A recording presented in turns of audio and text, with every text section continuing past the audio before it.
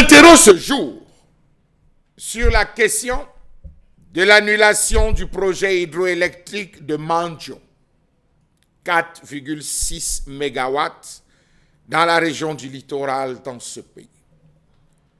D'après un récent document commis par le ministre de l'Eau et de l'Énergie, qui retraçait les actions réalisées en 2023, on a appris que la construction du barrage hydroélectrique de Mandjo a été annulée.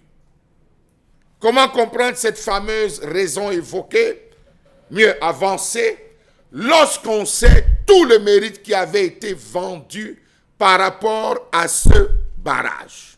Je tiens à préciser que ce barrage devait venir en appui considérable pour pouvoir résoudre et pallier un sérieux problème dans la région du littoral, en plus de celle qu'on avait avancée et pensée dans la zone de Bafang.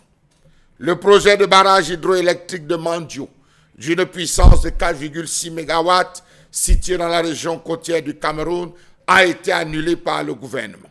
En date du 21 août 2023, les chutes de Mandjo ont été érigées en site touristique par un arrêté du ministre d'État, ministre du Tourisme et des Loisirs, toute chose qui interdit par la même occasion la réalisation d'un aménagement sur celui-ci. Étrange de comprendre.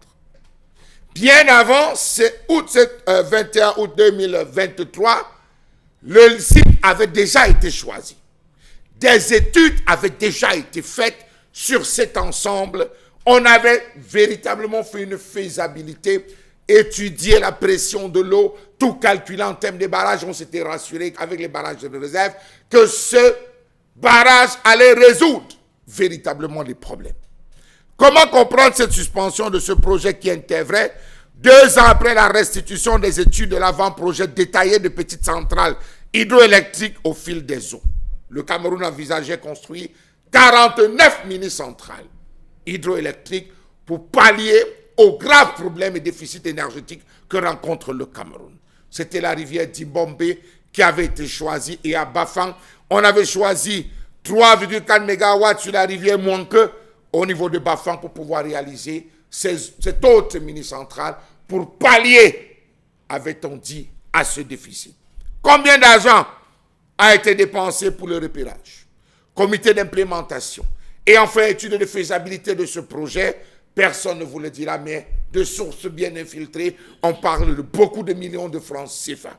D'ailleurs, où est passé le projet de construction de 49 autres mini-centrales hydroélectriques à travers le pays projeté par le gouvernement camerounais?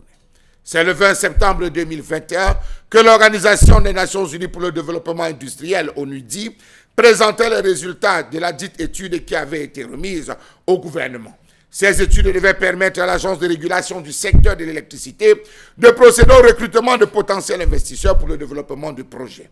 Savez-vous que ces 2 mini-centrales hydroélectriques composaient à elles seules le potentiel de plus de 250 sites de petites centrales de production d'électricité dont dispose le Cameroun? À date, seul un des sites identifiés a déjà vu le jour. Il s'agit de la petite centrale hydroélectrique de Bakao-Carrière, 1,4 MW sur la rivière Djerem dans la région de la Damawa. Savez-vous que le développement de ces mini-centrales aurait permis d'augmenter la part d'hydroélectricité dans le mix énergétique du Cameroun et de créer des économies grâce à la réduction des dépenses en combustible dans les centrales thermiques et le transport? La multiplication des mini-centrales hydroélectriques devait être pour le Cameroun un facteur de protection de l'environnement. Voilà les choses de ce pays. Savez-vous que cette affaire n'est pas nouvelle? Raison pour laquelle, aux yeux des experts, cette raison évoquée ne passe pas. Pourquoi? Savez-vous que le barrage de Bamendine avait poussé à la destruction de toute la forêt sacrée dans ce village, malgré l'opposition des initiés?